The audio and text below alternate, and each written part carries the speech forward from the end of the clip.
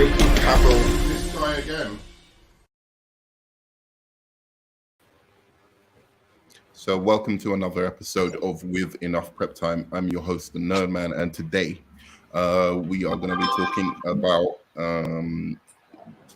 since Guardians of the Galaxy 3 has just dropped, and I think it's one of the better comic book movies of all time. Even though I have some problems with it, still I have some issues with James Gunn. But I do really actually enjoy it. At least it's one of the better comic book movies of recent time, anyway. That being said, You know why I think you just said that? Is because James Gunn is now a DC director, and you're finally backing up your DC directors, even if they work at the enemy. You got their back. No, that's not true. I don't have I just happen this is the thing. I just happen to like a lot of DC movies. It's nothing to do with if they're bad, they're bad. I don't have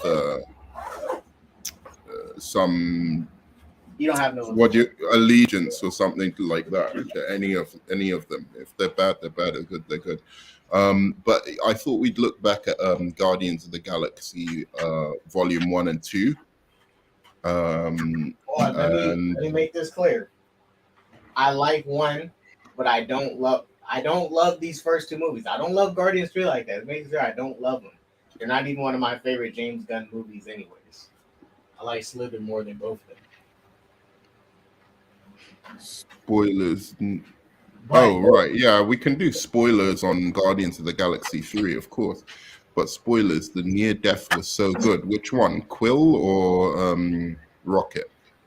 I thought for me, the Rocket one would have been the best one. But the Quill one was the dumbest one. Like, I could understand them bringing Rocket back, but it would have been so good if they had just gone, Rocket dies in that situation. Because that would have been like their whole mission was to save Rocket, and like for them to be just too late to save him, that would have taken it to another level. The Quinn one, I don't know why they did it. By that time, it was just you might as well have just kept him alive. No, I think just keep him alive, like whatever. You don't need to do a fake death thing where he basically actually died. Well, yeah, and then bring him back to life. That's what I'm saying. Silly. If you're gonna do it, because that wasn't to me. That to me was just like it's like you see a character get shot in the head, and like they legitimately get shot in the head, and their brains are like splattered, and then they get up and keep walking. That's not really feels like a fake out to me. That's just like, what is this? Right, exactly. At that point, I'm just think like plot armor, because most fake outs are like, a explosion happens, but you don't see the body, or a car drives off a cliff, but you don't really see the body. You still think, are they dead? Are they not? I don't know. Right. It's like with the Dark Knight Rises. That was a perfect fake out. With him jumping out of the ship right before the bomb went off. No, that wasn't a perfect one either. You cap a little bit too hard for Dark Knight Rises. That one has some problems as well. But you have to admit that's an actual fake out compared to the one they did with Quill, because he, as you said, he straight up died. It just well, the problem with the Dark Knight one is like, wasn't that an atom bomb? That was supposed to be an atom bomb. Like it wasn't like a normal bomb. He basically, if they had have made up some new bomb for this film that like blows up like, I mean, it was a bomb that was or something, but like you're talking about an atom bomb that would have like devastated like a lot of Gotham, even if it exploded where it exploded. And so it was kind of weird. How would he have escaped that? He mentioned something about fixing a pod, like didn't he? Like fixing something that may have helped him escape, but still the blast radius was too much. I don't think he fixed the autopilot. The autopilot, there you go. Yeah. So I don't know how he would have done that unless he got off quite a long while before before the explosion. Yeah, I mean, he definitely jumped out when he was in the city. Yeah, so showing us that there still is some good in Gamora, especially since Zoe stated she's not coming back, is over the green makeup and is over the green makeup. Yeah, she Yeah, won't. that was that was. I honestly, I reckon Gamora should have died at the end to saving Peter. No, I don't think so. Nah, she didn't need it. You already killed her once. You'll need to see her clone, well, her other self from a different universe or time die again. Because that's something I didn't want. I didn't want her and Peter to get back together, and I didn't want Gamora to die. And that was good that they didn't get back together. It would have been cheap if they got back together. But let's get back on track. So I wanted to do a retrospective of Guardians of the Galaxy 1 and Guardians of the Galaxy 2. And talk about some of the I watched both today. And I was never like really astounded by either. I always hear people talking about it being some of the best of the MCU, which, you know, to be fair, it probably is, but I don't think of that as a really high achievement.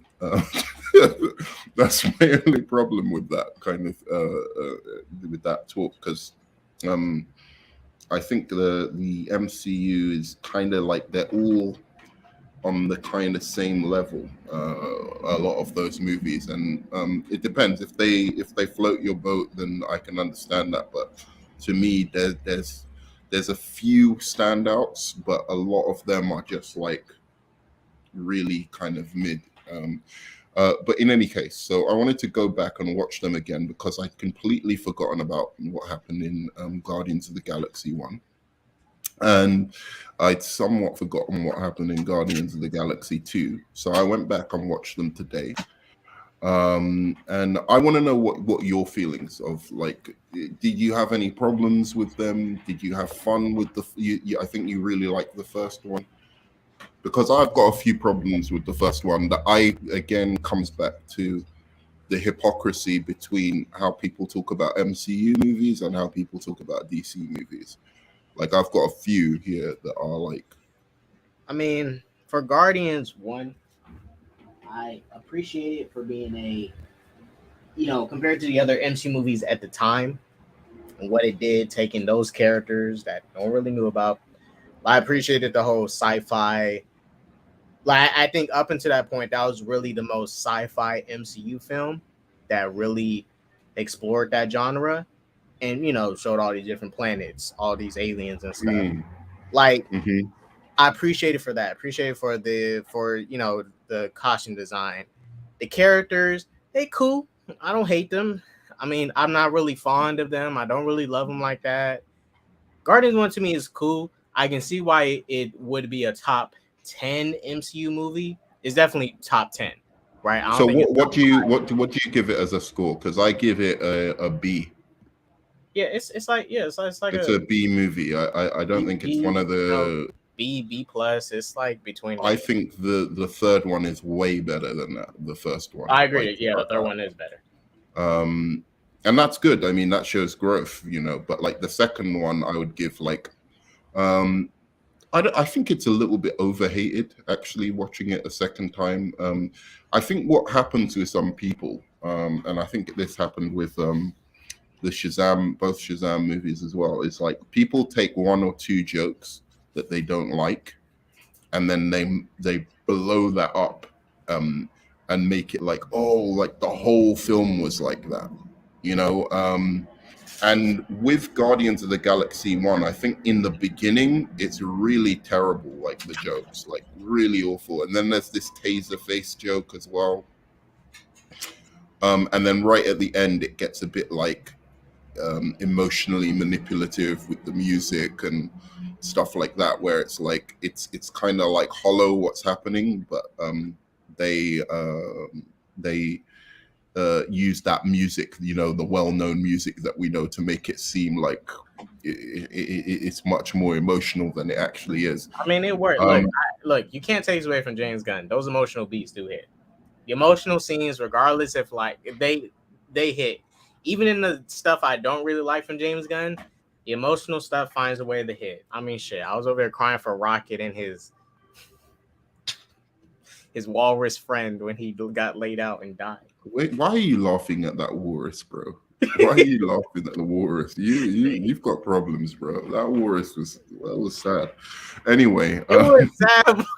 the way he's laughing at it, like I'm like. If you seen Family Guy, you know when the characters like fall or something and they have that weird looking pose. He looked like that. He looked like a. Did you laugh when they were killed? Did you laugh when they were killed when Rocket turns back and they... Yeah. That's outrageous. I didn't laugh at the bunny. I laughed at the walrus. It was just the walrus. That's fucking outrageous, man. The walrus dying. Why did he call himself Teeths? That was so stupid. I know why that he called, but like, come on, man. Like, I mean, I think the Florida. They were trying to be so cute, weren't they? It was like, oh, I'm gonna call myself Teeth because no one has he never. I guess he's never seen another walrus before, is what they're trying to say. Yeah, no, because it was all like babies when they got snatched up. Yeah, but anyway, so my thing with Guardians of the Galaxy Volume 2 was like, again, like there was some jokes in the beginning that were really off-putting and it just didn't help, and it's really obnoxious. He does a lot of kind of obnoxious jokes, James Gunn. But towards the middle, it kind of settled down a little bit. And then, the story, I think it just turns into a CGI mess by the end. That's the real problem as well with the movie. So it's a little bit predictable, but it's not a bad movie. You know what I'm saying? It's not like some people go on like it's a really terrible movie. Maybe even myself, maybe I'm going to go back and look at something I've said where I've been like, oh, it's trash or something like that. But I don't think it's actually, watching it again, as bad as I made it out to be. But I do think Guardians 1 is supremely overrated because the prison scene is the height of that movie.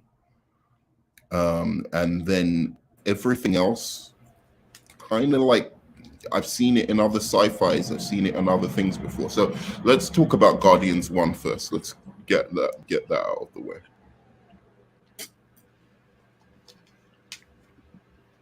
You want me to tell you some problems I had with it, and then you can respond to the problems?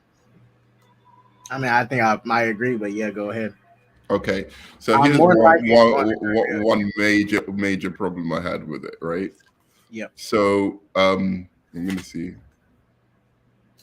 All right, good. I'll start with this one. In the Suicide Squad in 2016, everyone's like goes on about like how right at the end of that movie, the the Suicide Squad just become friends for no reason, right? Like all of a sudden they're like they're friends and they'll die for each other, and that isn't built up at all. How is that built up in the Guardians of the Galaxy in any different way? I know some characters have more screen time, but like essentially they go from one moment where Quill basically he saves Gamora, which okay, they those two should have a connection, but nothing else necessarily bonds these people where there will be more like, oh, okay, that's a really brave guy, I respect him, but I'm not gonna, there's nothing about Rocket, for instance, that says just because he respects a guy or something like that, he's gonna be down with them and fucking roll with them for till the end. This is what it is for me with the Suicide Squad, right? Now people's how they feel about family varies, right? Now for me, I'm not going to. So the Suicide Squad took place what maybe 5 hours, like it took place in a whole night, pretty much, right? My thing is, look, this probably happened to people, but nobody's becoming a family in 5 hours. Like that is not enough time. Like imagine you're working with somebody every day at your job, and for the first time you meet, the first day on your job, you work for 8 hours.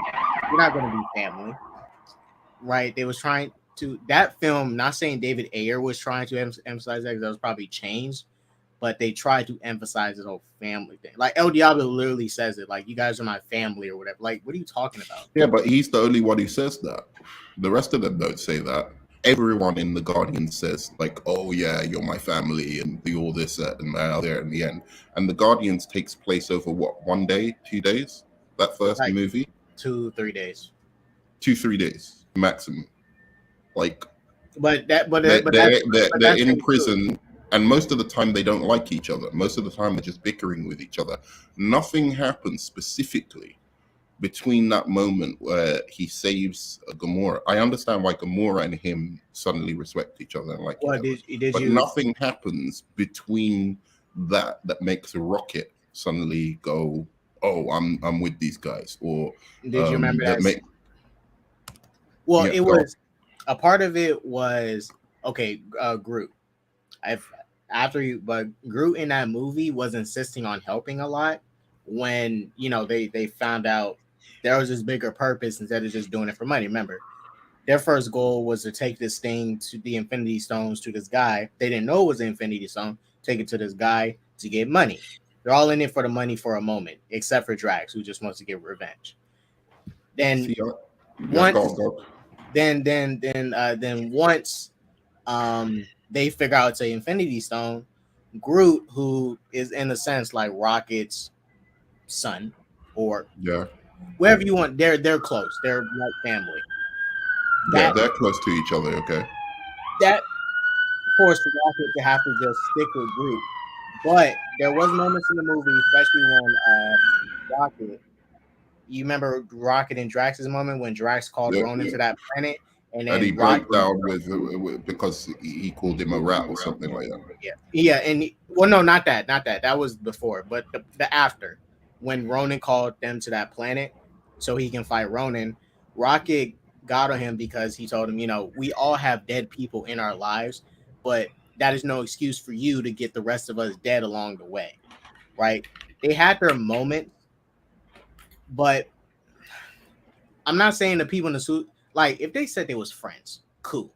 But the script was trying to emphasize family thing. I mean, El Diablo says it. It was like friends different, but they're trying to El like Diablo is the only one who says it, and he has a reason to feel that way after their conversation at the bar. Like, he talks to them, he basically reveals like why he's held back and everything like that, and then he becomes like, no, I'm gonna help save the day. I'm gonna help save everyone.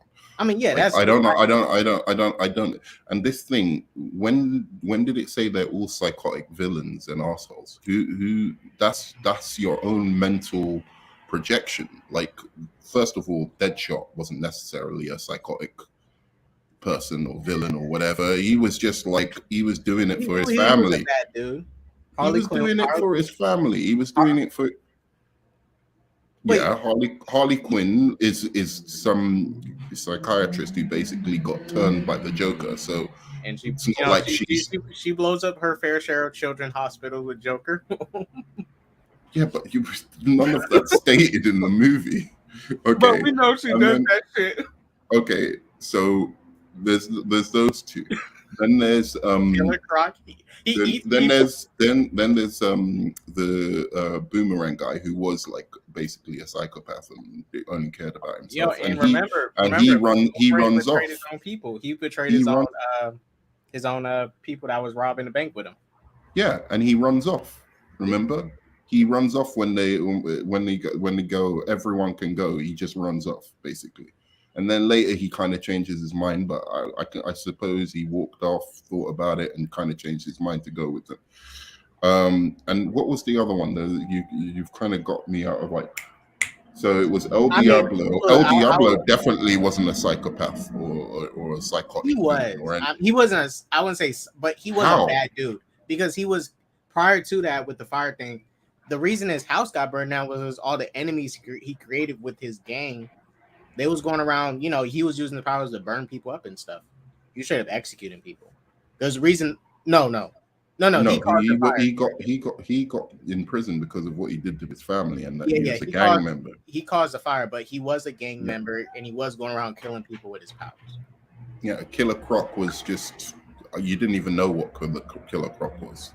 I He mean, didn't have enough time to. he was just eating people. That I mean, we just know Killer You, Croc eats people. He's a cannibal. yeah, that's all you got from that. But in any case, like I mean, but they're my all point is that like the switch or transition over to how close they became. Like suddenly we're Guardians of the Galaxy, which is another weird thing. Why did they become Guardians of the Galaxy? I didn't understand that. Like Ronan says it at one point, and then they just take that mantle and start going, "Oh, we're Guardians of the Galaxy." Why? because they figured out Why? because he had a higher purpose. But surely they could have been like, "Okay, we saved the universe, but we're still like pretty self-interested people. Let's go out and steal stuff." Why would they decide that they're gonna be? I would just say I don't understand. I would just say that's one of those cases where like, okay, it's women. All right, women at time call themselves the B word, right? Now they don't like when men say it, but when they say it, it's like they're they use it as like, oh, this is our power move. Like I'm that B. But when a dude calls them that, they're like, oh, why'd you call me that? I'm all offended and stuff.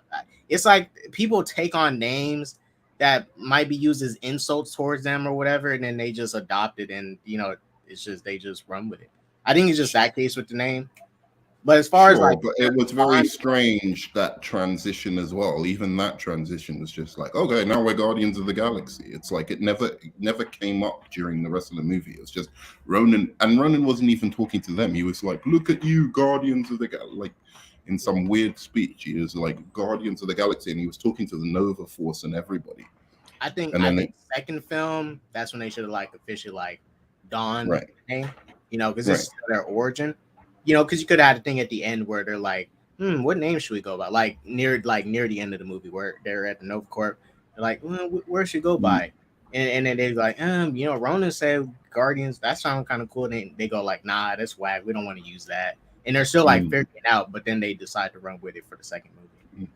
I mean, these are minor kind of quibbles. They're not like big problems for me, but it's funny how they become really massive problems for DC movies, right? Like they have the exact same issue, right? Like, like the movie is like doing all these fourth wall breaking jokes and all of this kind of stuff, and then it becomes a massive issue for a DC movie to do that, and then an MCU movie does it, and it's absolutely fine. That's what I'm kind of curious as to what's the logic behind that.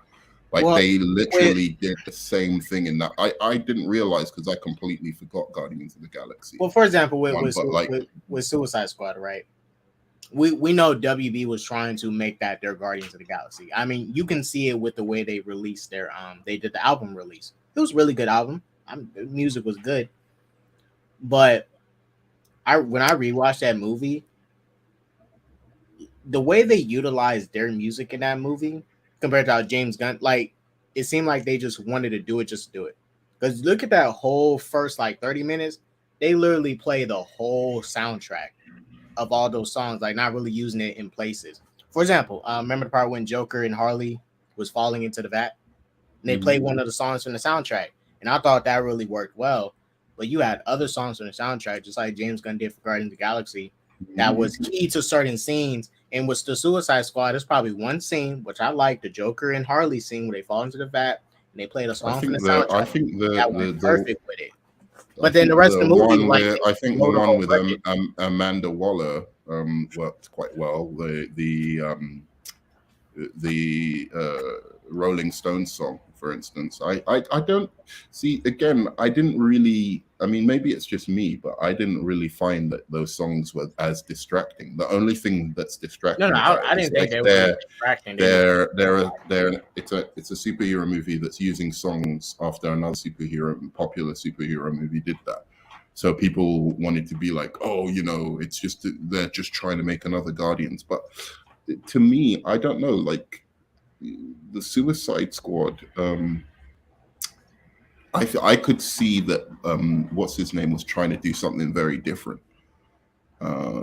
David Ayer. I think the people who edited the movie together probably, were trying to do a Guardians of the Galaxy thing, and I don't think that worked. That wasn't the aspect that I really liked about it. But Yeah, again, because if they was, and this is where WB messed up at.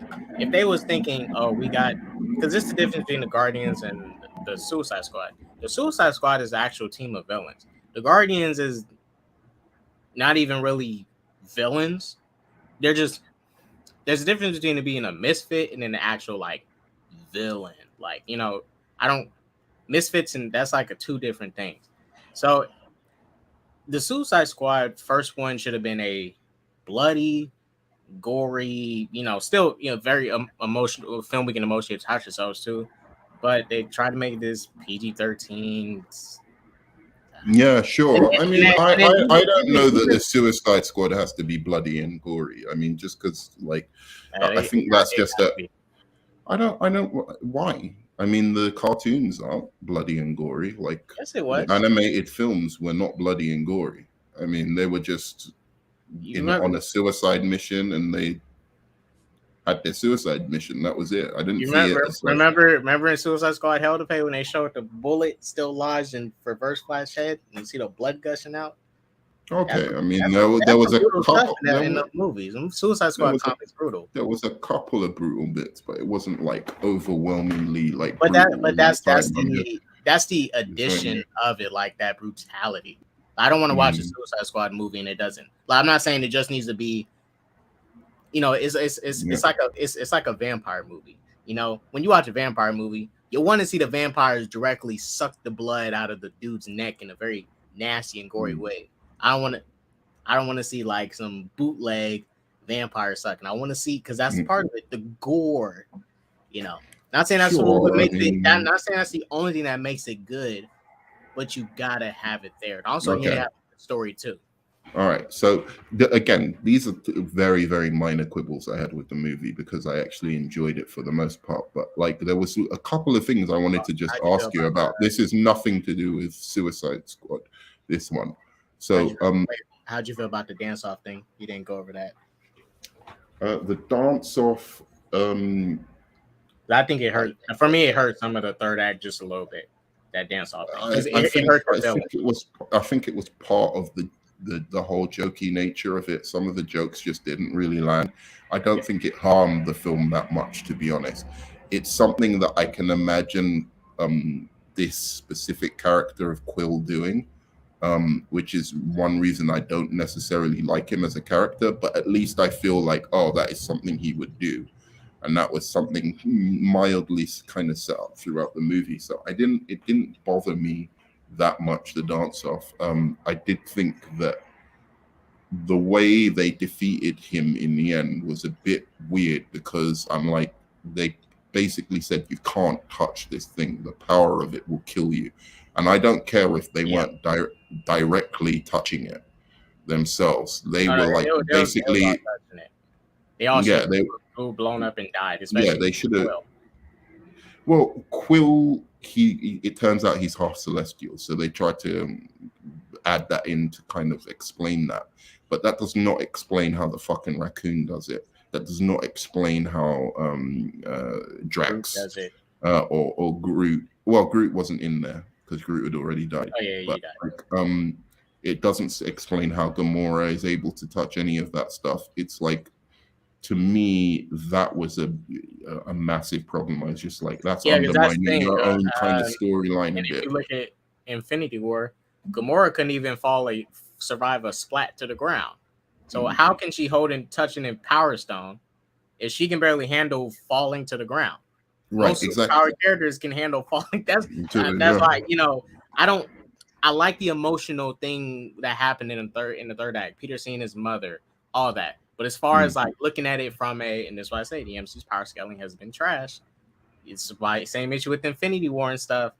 Why are they able to touch a Power Stone? Quill, I'll give it up and give it a pass. He's part celestial. Drax, no. We've seen him he's not as strong as they make him out. Yeah, exactly. And definitely not Rocket as well. So that for me kind of, I was just like, that undermined the ending. And it was also to try and emphasize this power of family kind of fucking bullshit, which I was just like, No, it's it's like just because you're a family doesn't mean that you're going to be able to touch something that powerful and just survive like that. But and then the other thing I was just like, it was just a question. Maybe I missed something. Why is his mum calling him Star Lord? When That's when the Ravagers were the ones who called him Star Lord. So how does she know his name is Star Lord? And no, then also, she gave him that nickname, and he ran with it. oh, he is okay. I didn't Yeah, know that. she gave him that I must have nickname missed that. first, and then he ran with it. And then Alias. how did he get that present? And why didn't he open it all these years?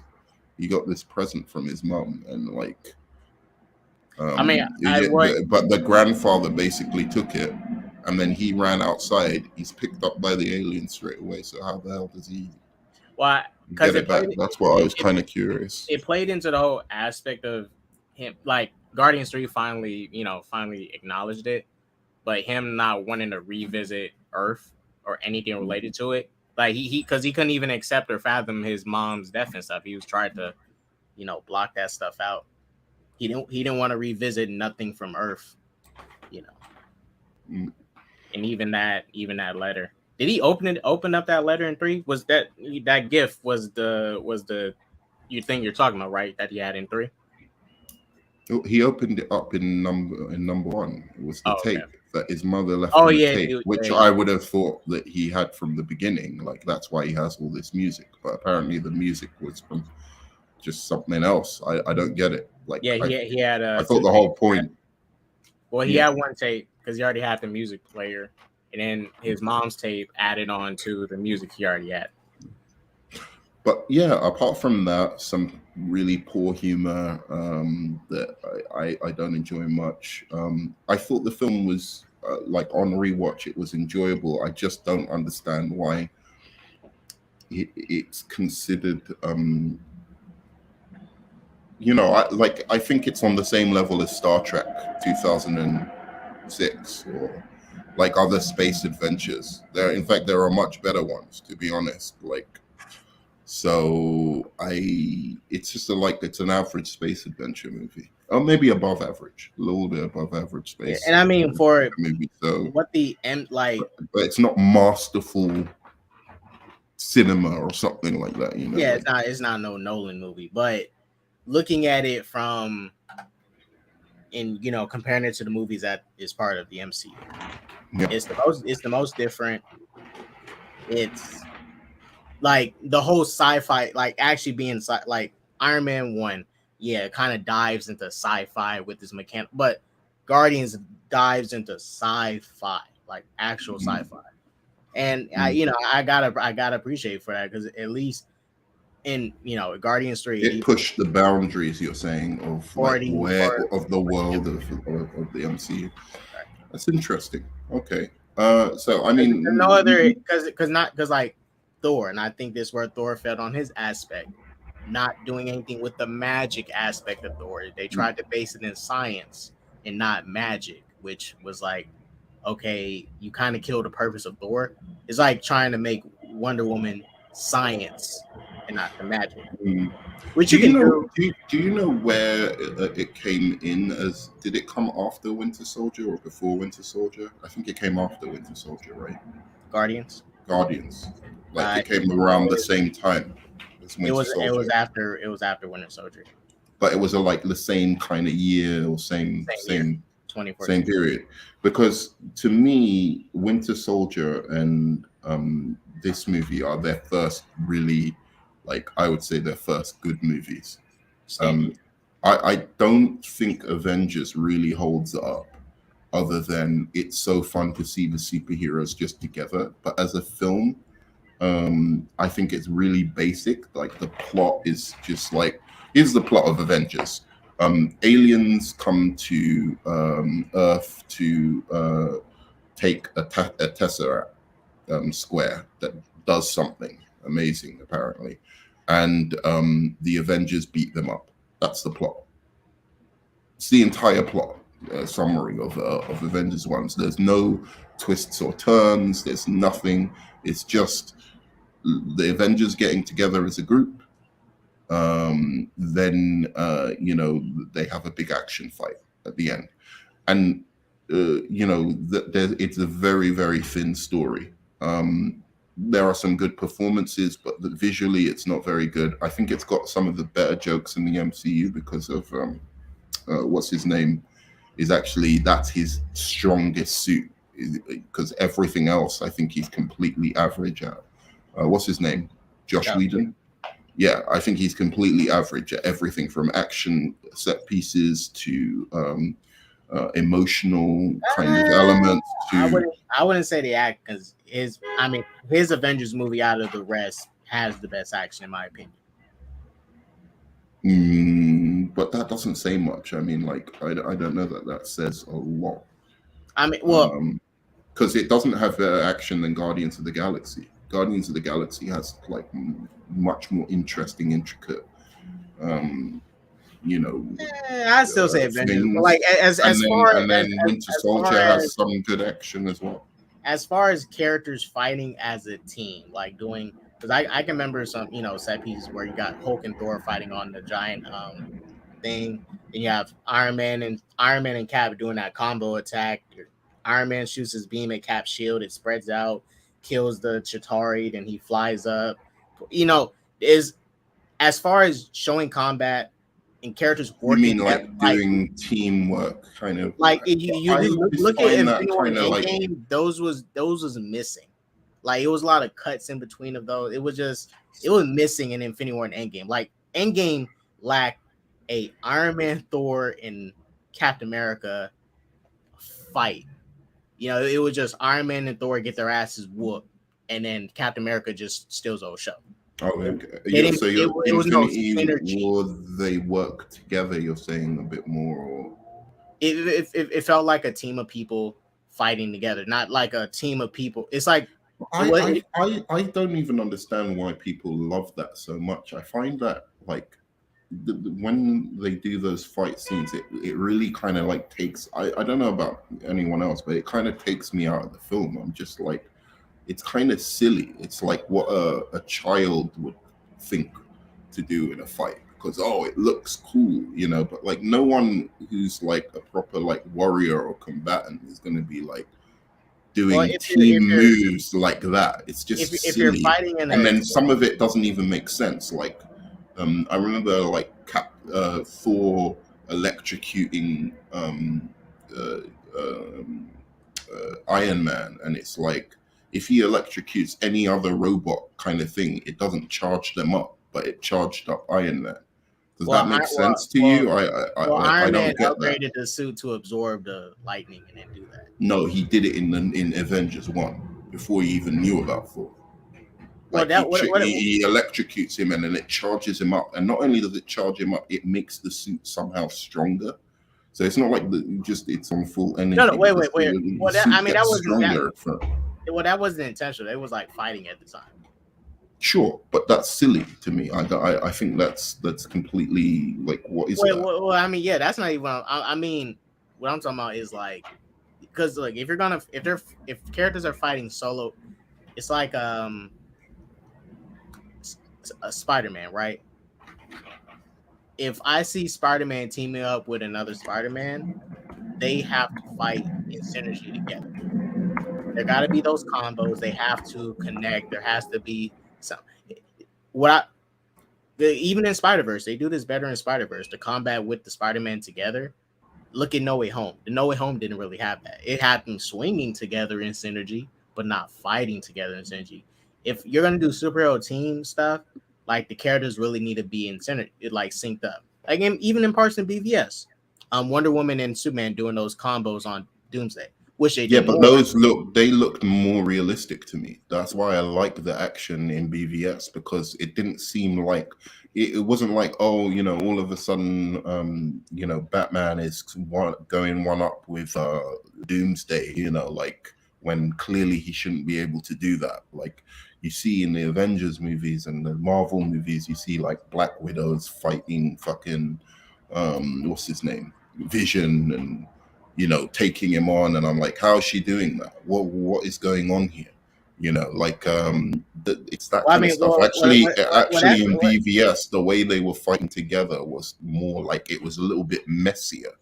So when people fight together in reality, you know, they don't do double combos. One comes up, bang, bang, and then like it's a lot more messy when you have people fighting together, and I enjoy that more about like certain things that they've done with. I mean, I wouldn't say it was messy, and it wasn't really messy in BVS. It was just It was messy the nah. way they were They fighting together. felt very. I'll They show it was in a second. coordinated. They was coordinated, not in a bad way, but in a really good way.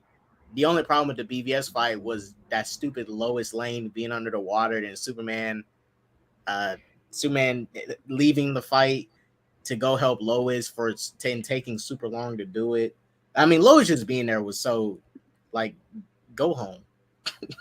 Why are I'm you trying here? to find this bit where he electrocutes Iron Man because it's the stupidest thing. Scroll up. Like how did Iron Man even do that to Thor right there? Can you explain that to me? How is Iron Man doing that to Thor? I mean, he can throw Thor. Now, I'm not saying Thor should have. Iron Man didn't win the fight, but I mean, he does have a iron suit. Look, here it is. Yeah, Here right it there. is. So he does this, summoning the lightning from the gods. He summons lightning for the gods. Okay, so How about that? there's so much of this that doesn't make sense. Okay, so let's say you charge, let's say my computer is at 50%, right? Battery charge, right? That doesn't mean that the computer is going to work at less optimal speed or anything like that. It just means the battery is going to go out later. If you put it to 400, like 100%, it works exactly the same. That's all machines. They work exactly the same. They don't optimize because of the energy you put in it. They optimize because of the RAM or the memory or the, how much, processing speed it has, things like that, technical things inside the computer, not how much battery it's charged. That's ridiculous. But okay, fine. In this movie, that's how the technology works. You electrocute it and then it makes you stronger. So why when this dude fucking electrocutes the Chitauri, shouldn't they get fucking stronger? Why are they not somehow not susceptible to this Wait, are you or talking about? they're susceptible Are to you talking about those ships? Because those the wasn't. ships, the I mean, everything, those are. anything that's technology should happen. You Well, electrocute it, and well, it, those and it ships, and it absorbs it and gets stronger. Surely, I mean, why is Iron Man special in this? I don't well, understand. those ships. I mean, not to say that Iron Man's not living, but those ships like actual legitimate. It wasn't even really ships like that because it was actually living beings. Those giant things with those Sure, but giant. they were machine They things. had armor on them, but it wasn't really. I guess it was a machine hybrid. To me, I think it was just armor, but it seemed like a machine, probably a machine hybrid, organic and machine hybrid. Yeah, but here's the problem, Fernand. In the movie Batman v Superman, everyone shits on Batman being able to face Superman in that way, but actually, I don't think he came up with the best strategy for facing Superman. Like when I Yeah, thought of them, that when was a Superman yeah, shouldn't have lost that fight. I was like, these that was the worst tactics I've because one, it was the suit. Because it was based off the Dark Knight Returns. So the Dark Knight Returns suit was actually a suit that made him faster. He can run in it. In the BVS suit, it was just a big mech suit. You can see he was literally walking slow. He couldn't. He was. It's not. He wasn't agile, but you can tell he was not as agile. But in the Dark Knight Returns, even in the movie when we saw them fight, Bruce was doing like flips with that suit. It felt more like a combat suit that you can move around in. yeah, You know, I think if the BVS suit was more like the Dark Knight Returns suit, a little bit more, made him a little bit more agile and faster, that fight would have made work a little bit more for me. Yeah, I mean, I get that it's a lot of comic book fun and all of that kind of stuff. But what I'm saying is, people go on like, "Oh wow, this is like outstanding action and whatever," and I'm just like, I look at it and I just think it's preposterous. I think it's so I mean, cartoony and DC movies stupid. always had the better actions. You know, we always had the better action. Well, I don't know I don't go to M. I necessarily like about that. it's only a few MCU movies with like solid action. That's Winter Soldier, I'll say Civil War. Aquaman Aquaman and has way better action. Batman v Superman and Man of Steel have better action, but they've got some of them have like more mediocre kind of elements to them. Not necessarily the story, but like mediocre elements. So that's their problem. But yeah, no, I think Guardians genuinely has more creative, interesting, story based as well action for me. That has a more of a kind of logical progression with the story. So I do appreciate that about like the kind of especially the first Guardians movie. There's that fun chase scene where each one of them are trying to like capture the other one. You know, they're trying to capture the tree and Rocket are trying to capture Quill. Gamora's trying to capture the thing that Quill has and all of that, and Quill's trying to get away, obviously. So there were little fun little spins on action like that. The prison scene as well, I thought was kind of like really outstanding action set piece as well. And it's very kind of story based. And that's what I enjoy. And it's not, it's cartoony, but it's not stupid cartoony where you're just like, that doesn't, I know, all right, it's cool. He gets electrocuted and then he gets 400% power and now he can fight Thor.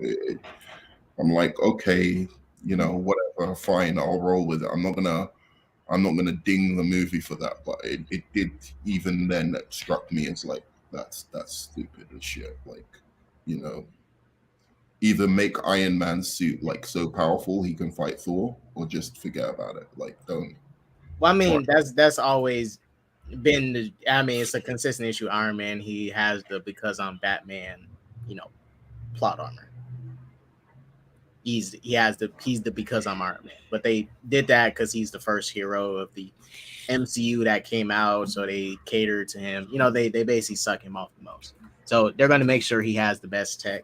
I mean, look at Infinity War. Shit, he was, you know, kicking Thanos' ass while Hulk was struggling to do so. But that's the favoritism with And I don't like that. how That's the MCU handled it. I'm not agreeing with it, but that's just like I always had the one thing I'll say about, you know, Zack Snyder with his Batman v Superman. At least he didn't do that. That didn't piss me off because I was about to get really pissed off after the Superman fight, which was kind of stupid in my opinion. But at least Superman wasn't really trying to hurt him. But then when Doomsday came along, I was like, all right, if fucking Batman starts rolling with the Trinity and like fucking fighting Doomsday, I'm out.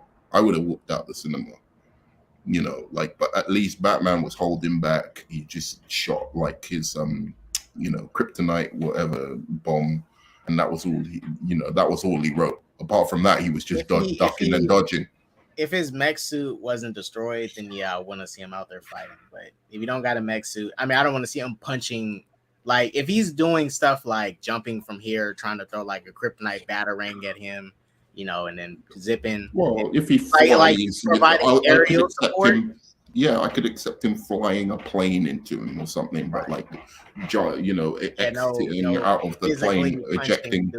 Yeah, that's fucking bullshit, man. That's like, you know, I don't find that like something, you know, that I consider realistic. And it lasted. Most of his fights are fairly logical given the power scaling that he gives to these heroes. I don't agree with some of the power scaling he gives to the heroes. Like, I don't agree that Superman should be able to just like hang tough when like Aquaman and Wonder Woman are both going at him. But the only that's the way he's done his power scaling, and for what he's done, it's consistent. Whereas I think the MCU, they just go wherever they want to go, you know.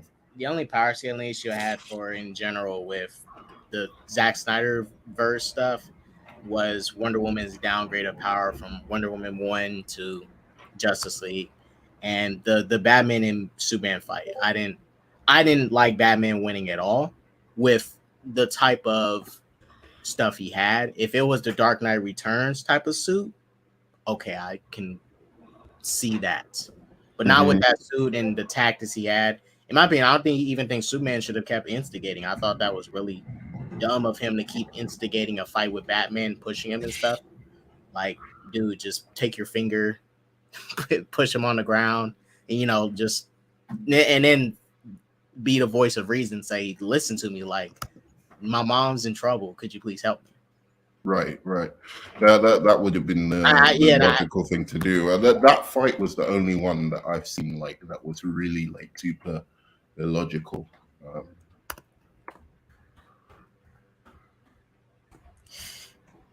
Damn, I look back at BVS. Damn, that warehouse fight is really like the most standout fight, and that's it. The other fights aren't bad, but that warehouse fight is really the most standout fight. I thought the Batmobile chase was pretty cool. That was a cool scene. Was a cool and I don't scene. agree with a lot of the stuff in it. It was a dope ass shot. It was shot in a dope way. Yeah. It was intense. The Batmobile had, that engine was roaring. It was a good action scene. I would not take that away. And Superman stopping him, and the Batmobile bouncing off him, and Superman walking up. I thought that was a cool sequence. So, what else were we going to say? Like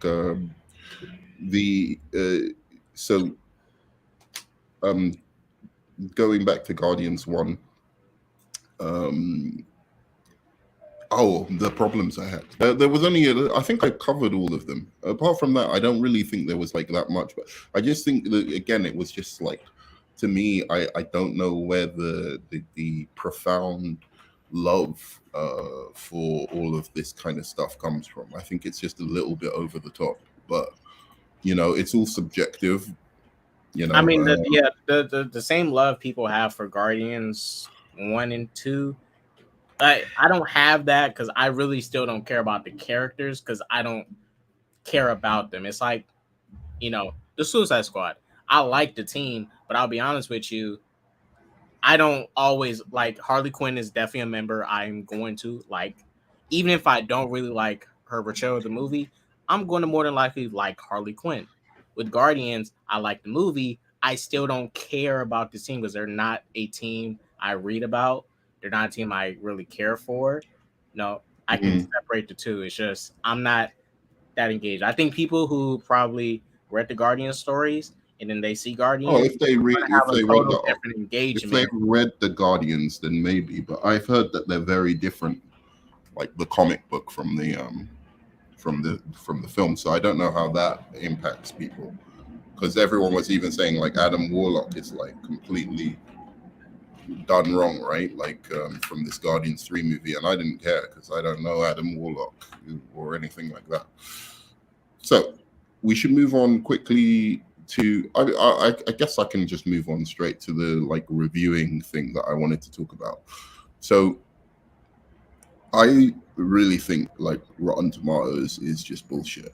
Like I think it's proven bullshit, and I'm like, what are the kind of alternatives to look at? Because what platform would you say of all of them where you can get like something where a bunch of fans haven't like essentially manipulated the scores? Because I think most of the scores on like IMDb are manipulated. Like even if not manipulated, like it's like I see a lot of DC films that get high gradings on Rotten Tomatoes, and then like say for instance Wonder Woman, like it has like a 7 on IMDb, and everyone you look at, like you can tell it's like the bad reviews are all like MCU, like fans like hating on like a DC project actually getting like a good score, for instance. Like it's the same with Shazam 1, like it has like a 7 or something like that, and then you go through and you see it's like Well, personally, me, I really can't recommend any because I'll be honest with you, I don't pay any of those sites any mind. I don't care about their opinions on it because when I do look deeper into them, my mind melts. Never mind, I said this many times. I went to go watch a review of Venom, an audience and critic. I went to the Mhm. audience, right? And you can give the movie a 5-star rating. We can give the movie a 5-star rating in the audience, right? This lady gave it a 5-star rating because her kids liked the movie. Five Right. stars because her kids like the movie. Are you serious? Like that melt. I get it. Her kids like it, but Yeah. kids like any freaking thing. I Anything. I can I can I can eat. I can have a daughter, and I can be eating the nastiest thing on this planet. If my daughter sees me eating, it's like, hey, daddy, can I have some? Sure. Right. Now she might say Right. it's nasty, but it's like kids don't have any. Not saying we didn't have any taste when we was growing up. There's some things as kids that we saw was good, and we, they're still good today. But there's a lot of things we said was good as kids, and they end up being bad later. I'm sorry that review to me is bullshit. Or if I go to look at like Sonic 2, I looked at the critics rating, and some of the critics was like, why is it like this? Blah, blah, blah. And I get it, they didn't play the games, but like you're not going to really get why it's portrayed this way if you don't like do the research. And I'm saying critics need to do research for every single thing or read all these books, but you know, it's like the Mario movie. People was criticizing the Mario movie because it didn't have this deep, profound story. All Mario games had the most basic stories ever. Go Save the Princess. There's literally Mario games where they're driving in carts. Mario always had a basic story. But I don't know that I like the Mario movie either. I Yeah, mean, I'm not. basic story or not, I didn't love it. It wasn't like on, when it comes to those kind of animated movies. I think there's like way better like versions of these like animated But kind of it's like films with when I Pixar see. and stuff like that that deserved like $1 billion over the Mario movie. But I'll say this, like But seeing critics I, I'm criticize Mario for I'm not having a deep story is like, I know you guys. I know some of these critics hate Mario. Like, are you yeah. serious? All Mario games, none of them are deep. None of them. The games never pride themselves on being deep storytelling. They're just games for fun. You play Mario Tennis, Mario Kart, Mario Baseball. Like nothing deep about it. So criticizing it for not having a deep, if it was a bad story that was simple, different story. But saying it's not like deep or like what? But it's the same. The thing for me is the same with YouTube as well. It's like all these people have like agendas, right? They can't even say my agenda is I want to defend all DC movies. Right. If I even if that's my agenda, if I honestly don't like one of the movies, I'm gonna say I don't like the movie. And if I think that it's an okay or good, like, and the whole phenomena of going into a movie wanting to hate it is like something that's like completely beyond me. So like in the YouTube sphere, you've got people going, Guardians of the Galaxy is kind of fucking trash, like Guardians of the Galaxy 3. And I'm like, there's no way you can, and especially people who liked it before, but now they want to jump on the bandwagon of like, oh, superhero movies are like they suck now, and MCU is on a downward spiral. So because they have that agenda to say like MCU is on a downward spiral, then you notice like all the ones who have been reporting on that for their clickbait, they are all the ones who are saying like, oh, like Guardians of the Galaxy is in trouble. It didn't hit the box office marks that it was supposed to. It's not really that good a movie, that kind of stuff. Right. And they can't give any reasons for this. They're unable to actually give any reasons. So I was looking at something that I wasn't aware of that I think is quite interesting.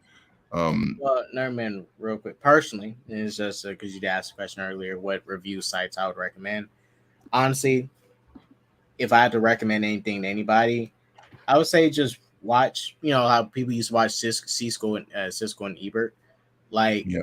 just watch reviews of people that are not saying these YouTube reviewers are actual like reviewers, but I'd rather listen to the opinion of someone that is like right in front of me talking. I can see their expressions. I can tell from how they're talking about the film that they mean what they say. There's some people that legitimately get paid to, make up, reviews and stuff. So do these critics at Rotten Tomatoes that get bought out by these people. But I'd rather I'd rather watch a Nerdman review than go read a Rotten Tomatoes review. I'd Right. rather watch a Onzo review and hear him bashing DC rather than reading someone from a critic, like reading a critic, because it's a bunch of words, and with words I have to do a little bit more imagining. Like, do they really mean this? Did they type this? Did they have an editor do this? Like, who or did they actually type this out?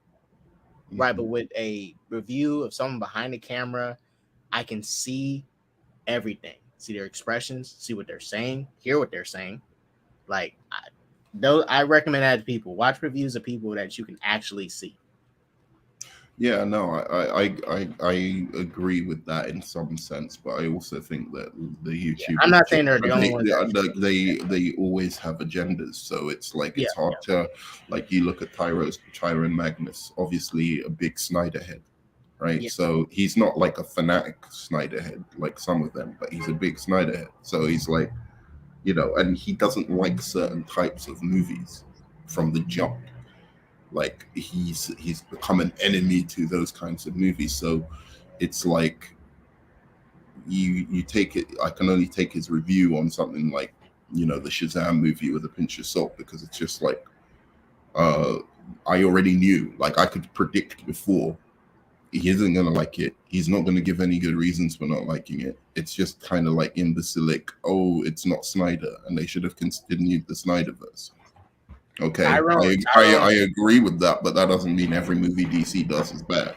But I was going to show you something just out of interest. I've never really looked at this before, and this is just Google scores for these movies, right? Yeah. So what would do you think this is reasonable for the Batman, or do you think it's too low, or do you think it's about right? 3.9 out of 5. I mean, it's definitely a 4 out of 5. But yeah, a 3.9, you might as well round it up to a 4 at that point. Right. Okay. Like that point stuff, it's like just you might as well round it. Whatever is closest to, just round is that. Like if it was a 3.4, then just say it's a 2, or just say it's a 3. Exactly. So I'm gonna because it's gonna be hard for me to do this. So I'm gonna stop sharing the screen for a second. I'm gonna find out the next one, and I'm gonna ask you what you think the score is going to be for the next movie, and everybody, you can join in as well. Tell me what you think the score will be. Why are you going to tell me the movie for Joker? What should the range be for the Joker? Wait, and this is the Google reviews? This is the Google reviews, and we can compare it to what they have with IMDb. And I bet they gave it a 2. They probably gave it like a 2.8. Google reviews, yeah? I guarantee they gave it like a 2.8. Okay. Oh, wow, I'm shocked.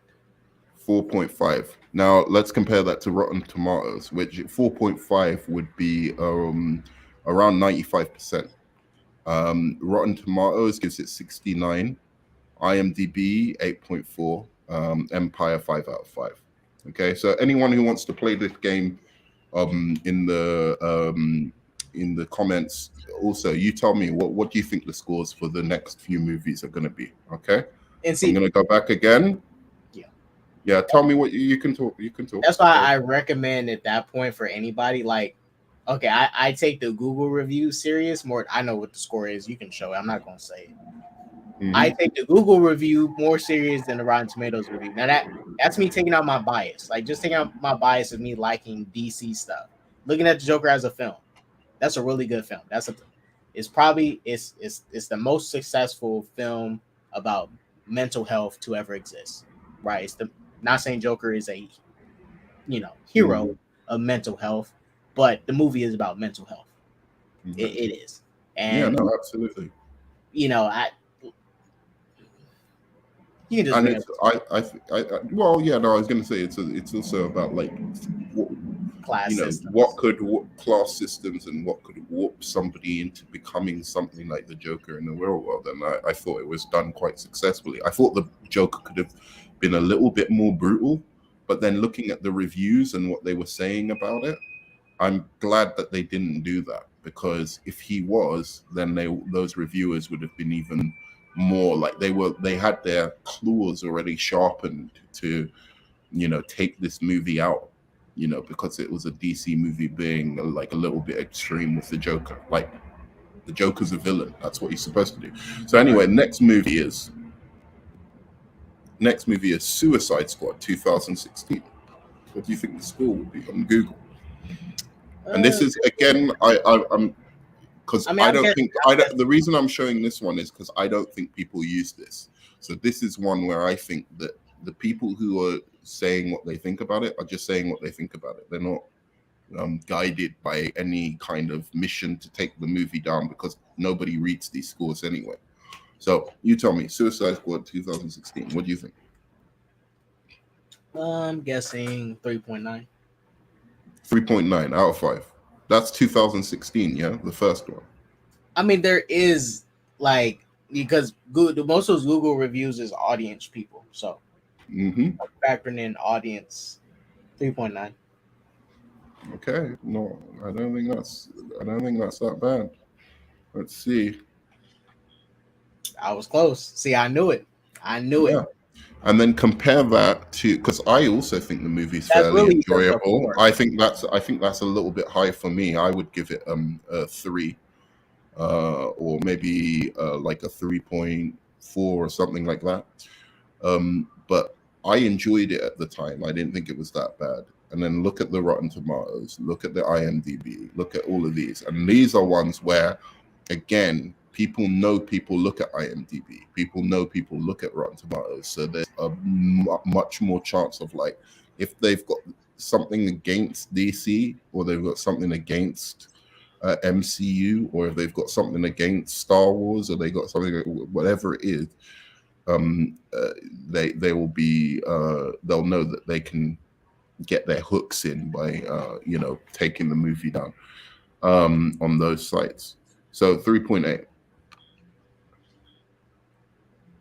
Yeah, I mean, that 3.8 seemed accurate. Yeah. So, okay. You over here talking about the goodness that is DC? Oh, it shouldn't be. Okay, so Guardians of the Galaxy Volume 3. What do you think? Quality film. It's a comeback movie, because better than the last 5 movies of Marvel since Spider-Man: No Way Home. It was good. So what do you think? Because we're talking about the Google score, which is something that people don't usually look at when they're looking at these films, and we're comparing it to their Rotten Tomatoes and the IMDb and the more popular sites that people look at for critics. So what do you think Guardians of the Galaxy Volume 3 got? It's out of 5. It will be out of 5, and it has 4.5, 3.5, 2. So then it probably got 4.5. You think it got 4.5? That's the trick, because the way Nerdman's talking, it may be the opposite. So I'm gonna go 3 out of 5. Why would you think that? Here we go. Oh shit! It was just the way you were saying. I was like, he's trying to trick us. It's gonna be like a low score. There's no trick. So, like, you've got Rotten Tomatoes 8.82% on that one. I don't know why they don't have the IMDb up there, but IMDb is quite high for it as well. So, a lot of 5s as well. So I'd say that's pretty fucking good reviews, right? Yeah, but remember that there's going to be extremism, because you can see that there's more votes for 1 star than there were for 4, 3, and 2. It's just because when you love and when you hate, those are actions strong enough to make you go to the website and leave a review. So you're getting most of the lovers. I can see that. I can see what you're saying there. Let's see if we've got. Yeah, look at all the videos I watch on YouTube. I don't like or thumbs up all of them. The ones that I love, I care for, I'll actually thumbs it up. But I watch a lot of people that I just whatever, Abba and Preach. Oh, they're done their video. I don't necessarily care about this topic. I never thought, oh, I agree with these guys. I'm thumbs up. But I mean, Yeah, sometimes that happens. But there's just like videos I watch on. I don't know. You name the channel, Film Theory. I don't care. Sometimes I just watch it and I don't thumbs up. Well, So what do you reckon Shazam 1 got? Google score. 4.1. 4.1. 4.5. 4.5. Let's do the reveal. 4.2 is good. 4.2. I think fairly reasonable. And then you look at IMDb, 7. And then you look at Rotten Tomatoes, 90%, and then the Rotten Tomatoes audience score is about a 90 as well. I think it's like 80 something, yeah, like 85 or 80 something. So why the IMDb score is looking like that is kind of suspicious to me. I think that's kind of weird that the IMDb is so disjointed from your general audience rating. So the most surprising one was Suicide Squad, which was at 3.8, wasn't it? Whoa. 3.8. 1 or 2. Suicide Squad 1 was at 3.8. So I have Suicide Squad 2 as well here, somewhere, but not yet. Let me see if I can find it. That'll be a lower grade because less people saw it, and more critics and people who go to the movies, hardcore people, not fans. That's why. Well, more people probably saw it on digital at that point, which they did. Let's do this. So I'll show you. We were doing Suicide Squad, right? 2. The Suicide Squad. Yeah. So I'm about to review now. What did you think it got? You think it's higher or lower than the first Suicide Squad? It should be higher. Should be, but it'll be lower though.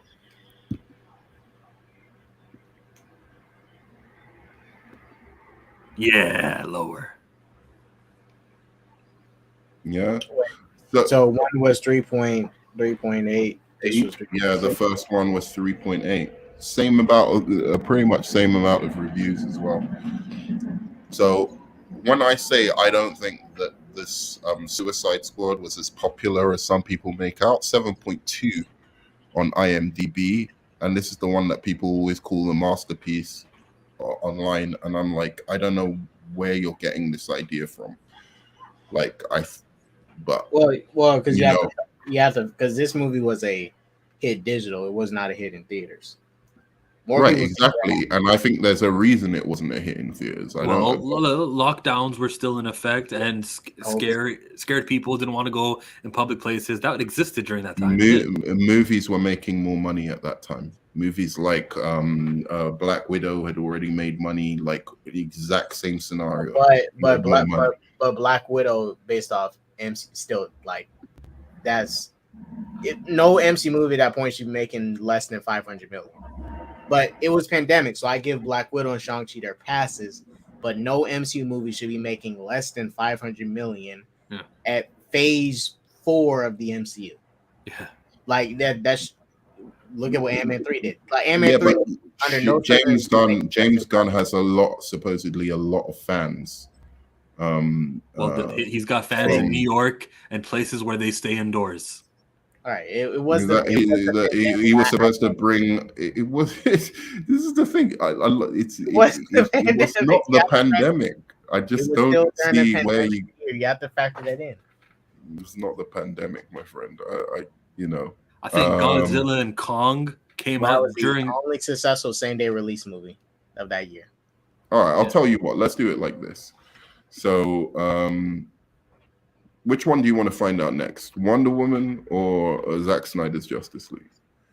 Man, we already know people gave Zack Snyder's Justice League a 4 point something. Yeah, let's see Zack Snyder's Justice League. You want to see Zack Snyder's Justice League? What do you think it will? What do you think it's going to get? 4.5. That's not what I would give it, but how many times Nerdman typed in Zack Snyder Justice League? It's already in purple. Look at that. I was typing in a lot of them. Okay, you ready? Dude. All right. And then we're doing Sam Raimi Spider-Man. Ooh. Oh, but yeah, he's got And his compare that advantage, to but Rotten Tomatoes. like regular people vote on this. This isn't like a critical thing. People who want for Zack Snyder, they're like, all right, I'm gonna make a new account, then I'm gonna do the phone on my account, and then the account on my No, but sister's no phone. one looks at this. This is why I'm saying there's no point in like no one looks at this stuff. So there would be no point in them doing that. They do that on Rotten Tomatoes. They do that on IMDb. They do it but here there's no too. point. They do it here too. Well, the difference is Zack Snyder Justice on Rotten Tomatoes. Well, in general, is that with Rotten Tomatoes, that's Zack Snyder's first good score for a DC EU movie. Yeah, and the critics hated like giving him that score. You can like a lot of you could see that many of them didn't want to. Like it's Zack Snyder. We've always given him bad scores, so like, I think it's boring, incoherently boring, right? Like, What the shit? I have to flick off my ad blocker. It's people like you, K-Dots, basically. You're just like you fucking hate Zack Snyder, so you just I don't hate. you won't admit that you made a good point. Now I dislike Zack Snyder even more. I can't even watch his old movies at this point. It's kind of hard to watch his old shit after all the shit that he pulled in these past recent years. Yeah, no, that's that I'll give you, but like I still. I mean, but you know, should just be objective and say if a movie's good or not. That's my thing. Never mind. I love 300. Well, I love 300. I love Dawn of the Dead. I think Watchmen is his best DC movie. That's his best DC movie. I could agree with that. That's I like Man of Steel a little bit, even though I miss she's like Man of Steel a little bit more than Zack Snyder Justice League and BVS, because Man of Steel is actually his vision fully realized, released at once with no extra cuts, no director's cut, nothing. Man of Steel, when he released it, was his full vision, no extended cuts. I think the Justice League, it's less of his vision, and that's probably why I like it more. But anyway, Watchmen, I just was curious about that because I hadn't looked at that. But let's go to the next, just to prove that I think that this is, I think it's a fairly accurate way to gauge what, not like like fanatic fans think, just what fans think in general, like of the movie. That I'm sure that some people are still like on those Google things, manipulating it, but I don't think as many as like Rotten Tomatoes or, as I said, IMDb. So, do you want to know what Wonder Woman 1984 got? 2.5. 2.5. A lot of audiences didn't like it. Yeah, I'm not shocked. Exactly. And who can guess what Captain Marvel got? This was 55% Rotten Tomatoes, 5.4 IMDb across the board. It was like Captain Marvel was shit, and I agree with it. I actually think this is the worst movie of DCU. I don't care what anyone says. Suicide Squad is much more entertaining. Nah, no man. Birds of Prey is shit. Birds of Prey is shit. Birds of Prey is better than Wonder Woman. Oh hell, really? nah! You're taking it too far now, Nerd Man. No, it is. It's not a good movie, but it's way better than Wonder Woman 84 is incoherent mess. Wonder Woman's like my favorite character, and I have no reason to get up here and say any but cap for it. I should be capping hard for that movie. I thought Patty Jenkins was a wonderful director. I really was ready to call the thing a masterpiece, even if it was just like a 7 out of 10 movie. I would cap hard for fucking Wonder Woman, but I couldn't do it. It was physically impossible for me to do with that movie. Nerman, I'm gonna ask you a question. What do you think Captain Marvel got after? But and then you ask me the question. 4. 4. What do you think? You like that movie as well? I'm sorry about this. Yeah, but I know it's gonna have the same thing that Zack Snyder Justice League had, where you just see one long line of 1-star votes. Yeah. Ooh. 2.9. Oh wow. There we go. There was a That's a deserved score. I agree with that. no, but we Right, can't agree with that. as All we opposed see to is the two extremes fighting each other. 7.9, 6.8 on IMDb. Like, who's like apart from Chillmonger, who's giving it 6.8? I thought that shit was gonna be like 4.9. I agree with this. See, the audience right here preaching, man. These some good people that that reviewed it properly. And I'll give you another one just to throw in the mix. What do you reckon Shazam Fury of the Gods got in comparison with its IMDb and Rotten Tomatoes? 4.6. 4.6. Anything else? Wait. Did you say Shazam Fury of the Gods? Yeah. On Google, I'd say it's probably got like 3.9. Ooh. 3.9. Okay, good. And what would you score it? What would you score the movie out of 4? interest? Out of 10 or 5? Out of 5. 4. 4 as well. Wow, that's high. I was expecting a little bit lower, but let's go to it. 3.6. I mean, it's a little less. Damn, people didn't like it? No, but would you say that's a fairer score than 49% Rotten Tomatoes, 6.1 on IMDb? Is that a fairer score? Does that make sense to you? Like 3.6. Okay, I can see people going away thinking, roughly speaking, that's, like 3.6 people who like comic book movies out of 5 will like this movie. That's the way I see it, those scores. Right? But the 49% just means how many said it's fresh. Right. And fresh is 3 tomatoes, I think. Yeah, fresh is like 60% or so, 60%, and then certified fresh is like 80 or 75, which makes sense. Yeah, so I mean, just generally, I just think like fans, like there's other. If you look at like some of these review sites and whatever, look for the one that's the least popular. And then you might find, I think, more accurate reflections of for like the movie's kind of value and quality and what people generally think of it.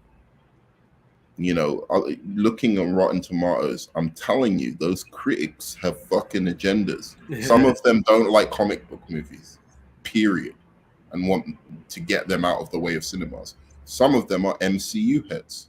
A few of them are Snyder heads. There's all kinds of spectrums of shit that goes on in those critics because they're not real critics. They're just fucking influencers who have managed to get enough, cachet to be, or enough of a following to be able to put their opinions out there. Any other movie you want to check that you're curious about? To see if to kind of see if this thing is accurate, like say Amazing Spider-Man 2. I mean, I imagine that movie should have a be below a 3. Should be below a 3 because even it should be. If my theory is right about this site, it should be below a 3. I haven't looked at this one, so let's see.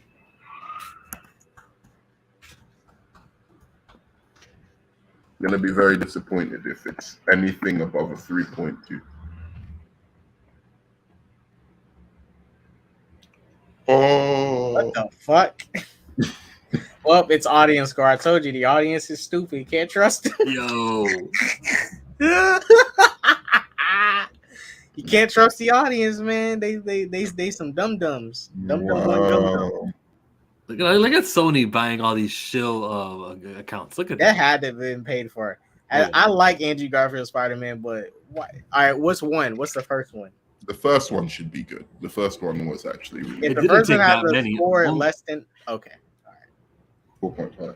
Still, the first one was actually really good, so I don't blame it for that. What's another really bad one? The second movie had more votes because this says 1,000 votes. That one had 1,100 votes, and I bet all extra. Black Widow. I'm curious about Black Widow. All right. 4.1. I agree with that. I agree with that. 8 Is there times more any? people.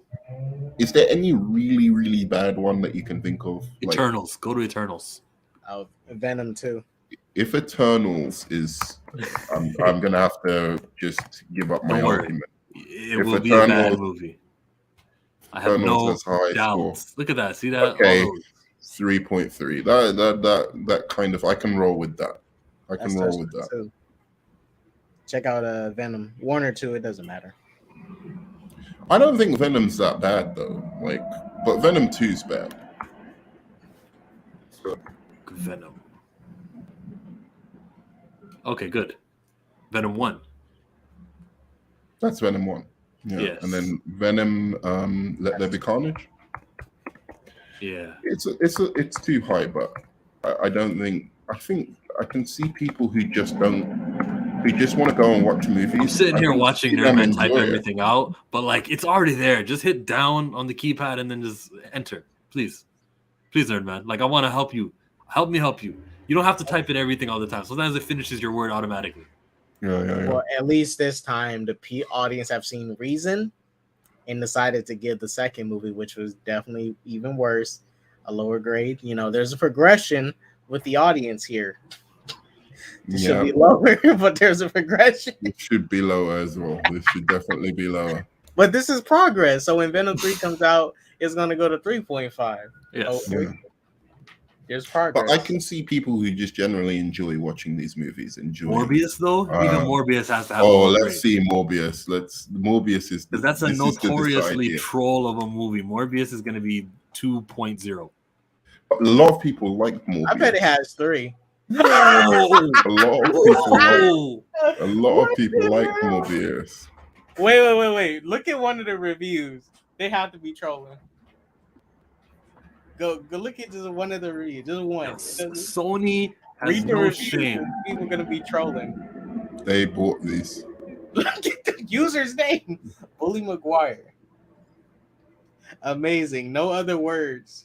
It's amazing. No other words. A boat showing on the theory and practice of collective oligarchies, a consumerist masterpiece that shows. What the hell? Yeah, they was. I think he's trolling. These are trolls. Oh, I see. They were trolling. Words? Wait. Scroll back up. Amazing. No other words. Amazing. No other words. Same words.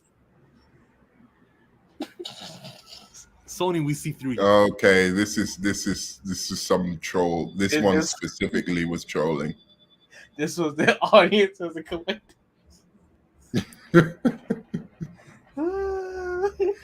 Yeah, I think we've got what's happened here. Oh, they're just trolling. Look, this one is just like, because the rest of them that I was looking at, they were actual reviews. These are just trolls. Trolled letters.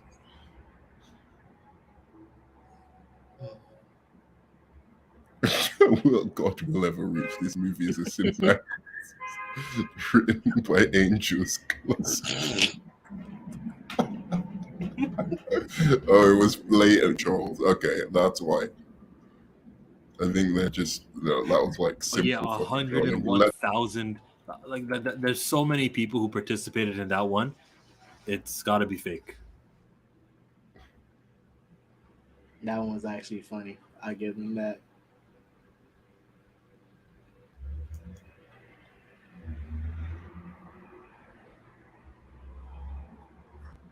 Four stars. If someone is 4 or 3 or 2, I don't think they're trolling. You know what? Yeah. After watching Mowgli and Venom 2, I can say this: Andy Serkis put way more effort into that Mowgli movie than Venom 2. Like, I don't know what that was, but he clearly did not try at all. He didn't try it, not one bit. Mowgli was really good, though. He did good on Mowgli. I like it better than the Jungle Book movie. An immersive. What are they talking about with this Eternals movie? Anyway, okay, good. All right, so that's me. I was just looking at that. I was curious about the things that general audiences view with the comic book movies, and I think that's what's important because, in the end of the day, like general audiences rather than just like us people on the internet are the ones that are going to make these movies billions of dollars. And I think like a lot of these recent movies, if they hadn't have had those Rotten Tomatoes scores, which so many people put, like I do think people, general audiences, put some, what do you call it? They look at gas those it up. scores. They look at those scores and they think of that as like something credible, right? And the reason I think they do is because quite often with other types of movies where there isn't any kind of agenda or anything like that, not like non-superhero movies, Rotten Tomatoes usually gets it quite right, honestly. There's very few where it's just like, you're just like, oh, what the fuck was Rotten Tomatoes thinking? But when But if it's a franchise film, it's already people who decided themselves. Their Right. Fast and Furious Star ratings Wars. right now are already decided. We don't have to wait. We know what people think about these movies, and they're just ready to joke about family or whatever they're going to say in their reviews. Yeah, exactly. So Star Wars, the comic book movies, those franchise kind of movies, as you said, like with like massive fan bases, they have fan bases within the critics as well, and they have their already, their opinion like out, and they're costing these movies, I think, a lot of money. And you could see with Guardians of the Galaxy 3, it wasn't tracking that well, and then the Rotten Tomatoes score comes out, boosts it. A little bit. It boosted the actual box office. It's actually passed 250 million this weekend, which was really good. Yeah, it wasn't like Doctor Strange 2 that I think it got 400 something opening weekend. Yeah, Doctor. But that was pretty good because it was tracking pretty low before, if you remember. Yeah. Okay, let me give you some bad news because Quantumania in its opening weekend made like what 110 million or something small like that, small for a Marvel movie, and those 3 days they were only able to double their box office. From the first 3 days, that was half of their box office ever, and that's not normal. Usually, movies like that, maybe the first 6 days you can double it, and you can say it's gonna make more than I think. I'm not saying Ant-Man, Guardians are gonna make like $1 billion. I think it's gonna make way more than Ant-Man 3. I think once you see, oh, big bro, you scared me. I read your comment and I'm like, what? Oh, okay, never. You said if. I think if you, because I remember when Ant-Man 3 was coming out. There was people that was sucking it off, right? But I also seen a lot of people that was criticizing it too, like saying, "Oh, why does it look like a Spy Kids movie?" Like, I think once you, not saying this is gonna happen to the Flash, you see a lot of people criticizing the Flash. Now, people totally be wrong, and the Flash end up being great. But sometimes, I still don't think it's going to do as well as it should do. What? Unfortunately, the Flash. I think DC's done too much damage to its fan base. Really unfortunate. It's really unfortunate because I don't think a lot of MCU fans, people who are fans of MCU, will go to see the Flash. I just don't. I think you might get something because of a little bit of a boost because of the Michael Keaton element. Right, like the fans of Michael Keaton will go, and then also because they're kind of promoting it almost like it's a Batman movie. I think Batman has a little bit more of a resistance than any other DC characters because people just like Batman. So even the Batman, which should have done better, should have cracked $1 billion. But at least it got to like 700 and something million. And that's because everyone wants to see a new take on Batman. So that might help it. But I can see why. I don't see it making the money that it should do for a comic book movie that's been held as like one of the greatest comic book movies ever. Well, Nerman, I can see why it didn't hit $1 billion because the Batman does have some parts that get really slow about it. It's not that you can't rewatch it and stuff, but I won't lie here. I won't sit here and lie and say that the movie's like something that can be rewatched constantly. I watched. I'm not going to sit here and lie in that, but to see it in the cinemas was exciting. It was thrilling. There was like good moments where it's atmospheric, and it's all about bringing other people. Like You don't go and see the same film twice with the same person. You're like, oh, that film was good.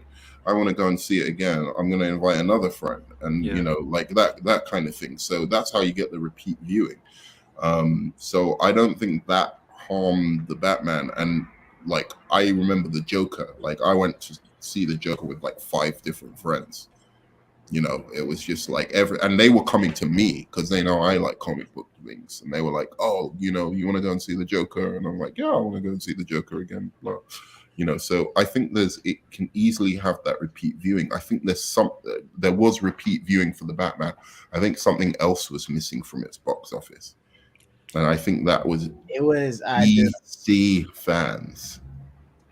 Not because it's Batman. I think it's I'm telling you, if the movie had a much more of a flow, like The Dark Knight, it would have got to that billion. Because look at The Dark Knight. There's really nothing slow in that movie, right? In the Batman, there's some parts where me and you both said, like, man, this part could have been taken out. You could have condensed that. Well, I still like the movie, but there's some parts that kind of drag and was like, you could have took this out and made it, No, absolutely. I agree with that, but I don't think that may have impacted it by, like, say 50 million or even 100 million. The Batman was impacted by nearly 300 million, at least 250 million. And I think can tell you the Batman because Batman has comic book fans that like Batman. But it also has just people who like Batman in the movies, like Dark Knight fans, the Batman Keaton fans, all of those. And they don't watch what's going on the internet. They don't give a shit about all of that. They just, they're just like, oh, a new Batman movie, I'm going to go and watch it. That's what happens. So that's what these numbers suggest. saying the DC fans that are online, that see all the stuff, and those are the ones that I don't think turned up for the movies. I don't think they're turning up for any of them. When you look at Batman's numbers, at least domestically, you can tell what happened is that it made domestic 369, and you have to look at when that was half of 369, which was back here, which was on day 7, I believe. 1, 2, 3, 4, 5, 6, 7. On the 7th day, they made 170. Like, that's good. You're supposed to make half of your domestic by the Tuesday. You know what I mean? At 155, I should be looking at the domestic saying 310, but that's not what happened. They made a lot of money is what I'm trying to get at. Like, it was a movie that had people coming for days on out. There was days they were making $10 million on its second weekend on a Friday. Rather, on its on its third Friday, they just made $10 million. That's not normal for movies. That's good. And then Saturday, it made 60, and it's only a minus 43% drop. That's good. Like, people were still interested in this movie. The numbers suggest positivity. Nerdman has left. I have my screen shared. Big Bro said Jonathan Majors could be imprisoned for a year if he's guilty. And yeah, today's the court day. And I'm like, I should probably be refreshing my Twitter feed to see what happens. I hope if he's innocent, I'm going to go ham. I'm going to do a whole video. You know, the video I did now, it has over 13K views. And I made $40 off of it. And that shit, when you make money, I don't know if you ever had a video do something like that where it just started making money, but just got pushed. Yeah, I got a video for 16K with 16K. See, and you're just like, wow, look at that money. Like, you're not like, why can't every video be like this? So look, what you did there, sorry, I missed what you were talking about just now, but like what you did there is a really good way of analyzing it.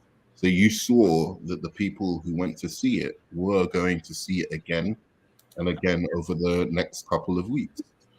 And remember, it had 4 weeks till it was released on HBO Max, right? So there was a limited of time till it was released on HBO Max, but there was a period of time, as Chillmonger was saying, where if you look at from when it reached its halfway mark to when it reached now look at the Quantumania halfway mark, and you can see that the total domestic box office for Quantumania was 213. Now, When did they reach half of that? They reached half of that here on The Sunday, first on weekend. day 3, on On the day third day, 106, and then that's when they doubled to their 213. So people weren't showing up to see it. That's not normal. Like that, they So had. that means it didn't have legs. It didn't have Yes. legs like that. I'm curious because I'm such a Shazam stan. What was Shazam Fury of the Gods like? How did that like?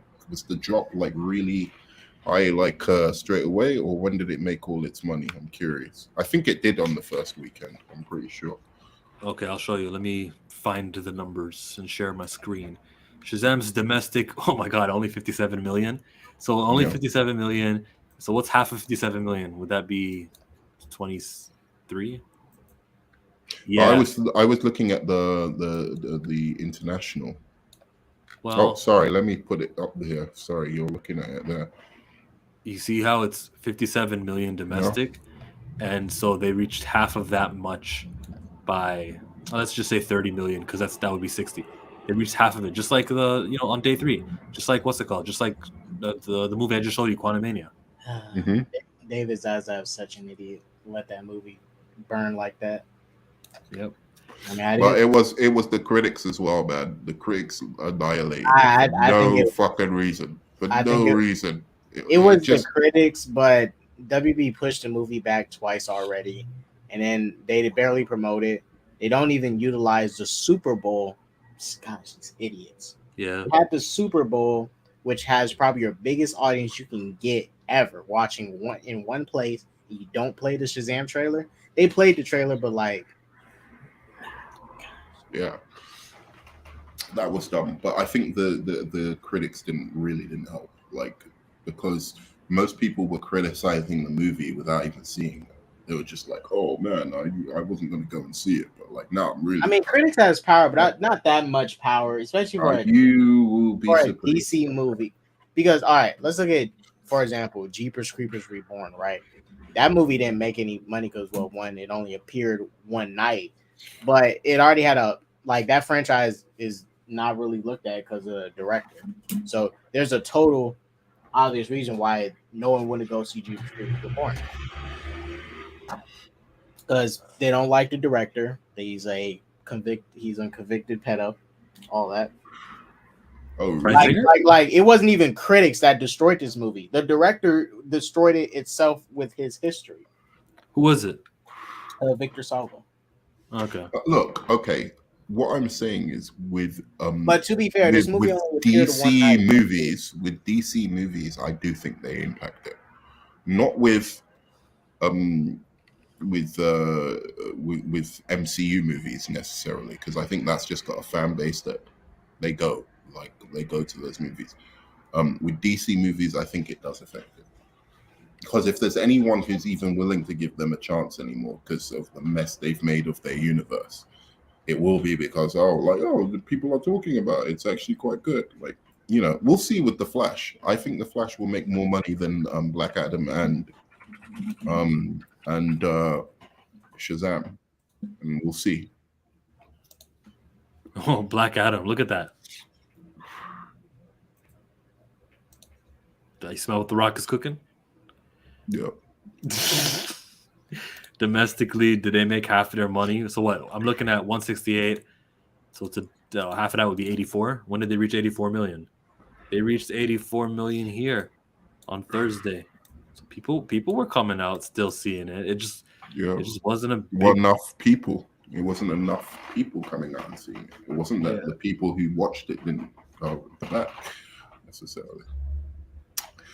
Okay, so that's really it. Like I pretty much have to go soon anyway. But yeah, interesting conversation. And that's my. It was started off with a retrospective of the Guardians movies. Good trilogy. I think I don't think there's necessarily a bad movie in that trilogy. Wow. But I also don't understand the Guardians one. Whoa, it's life changing kind of thing. I think it's good. It's a solid movie, entertaining. And the second one, same thing, really solid, entertaining, worse jokes.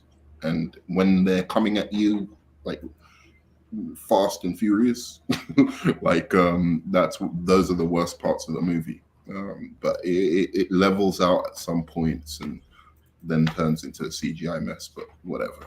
I thought it was decent. At least a 6 out of 10, 6.5, something like that. So yeah, Jonathan Majors. I know you want to talk about Jonathan Majors from Deadline. Thank you, Deadline, for this headline. It says here, he could be in prison for up to a year if found guilty of a charge unveiled this morning in his domestic violence case. At the same time, the actor's attorney today slammed proceedings as a byproduct of the racial bias that permeates the criminal justice system. That's what I'm talking about, Deadline. I was worried from the way you started that, but yes. Scroll down, go to the comments. I just want to see something. The comments, okay. Oh, look, they're going to say playing the race card. Right. I told them it was my fault for trying to grab your phone. This guy says, I'm super confused what the woman is lying about. Okay. I told him it was my fault for trying to. Oh, look at this one. No, sorry. He should definitely go to prison. As expected. Nobody has no evidence about shit. We haven't seen the bruises of this woman. Not saying they're not there. Go down. 73 followers, though? 73 followers. So where's the race card? Who's going to say the race card? I can't wait till it comes up. Somebody tag John Campion and Robert Meyer Burnett. Who is his attorney? Jeremy Corbell? I don't know what that means. But his attorney is right. If there's a video, I think you guys already know. Johnny Cochran? Is he talking about it? Told you how NYPD and courts do. That's right. That's right. If he's guilty, then period. And I like that. At least you're saying if. Becky with the good hair. It says here, I'm confused. Didn't the victim recant her statement or something like that? Yeah, exactly. He choked a woman until she passed out. No one's seen Salah. So all the men are dingleberries. Oh, Black Lives Matter. Oh, he's in your neck of the woods. K-Dot, get him. Hey, look, I don't know. I don't claim him. I don't know him. He likes the Oasis. Just because in my... Wait a minute. That's not... I think that's one of those. In India, he would. I think that's one of those. Discharged by all charges in an hour. The Class A misdemeanor has a maximum possible sentence of 12 months behind bars. No. Okay, we're good. We're done. Oh, look, a Canadian says the benefits of being rich and famous outweighs being black in the judicial system. Yeah, you reckon? I got this. I should tag my video, actually. That's what I should do for him. The benefits of being black in the judicial system. Right? There's no benefit of being anything. According to him, there is. Apart from white in the judicial system. But anyway. All right. So when you've done that... we can't act like money isn't a factor. If you got money, you got all the lawyers you can get to help you with your case.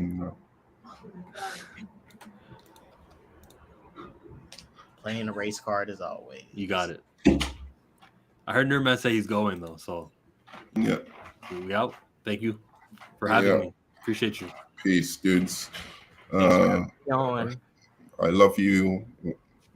-1,000. All right. Peace. Peace.